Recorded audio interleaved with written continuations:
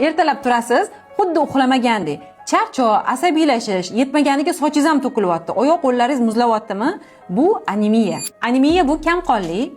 Deyarli ko'pchilik ayollarda bor, lekin e'tibor berishmaydi. Men hozir sizlarga uy sharoitida anemiyaga ham arzon, ham foydali bo'lgan retsept o'rgataman. Buning uchun bizga kerakli bo'ladi 3 dona qizil lovlagi va 1 piyola magiz. Qizil lovlagini xomligicha postini artamiz va 3 litrli bankaga to'rga bo'lib solasiz va 1 piyola magizni yaxshilab yuvib, solib, ustidan issiq qaynagan suvni solib damlab qo'yamiz. 1 litrini ertalab och qoringa ichasiz, qolgan 2 qismini kun davomida ichiladi. Yana bir ikkinchi retseptni ham sizlar bilan bo'lishmoqchiman. Buning uchun bizga kerakli bo'ladi bitta qizil lovlagi xomligicha, ikkita qizil sabzi va bitta ko'k olma kerak bo'ladi.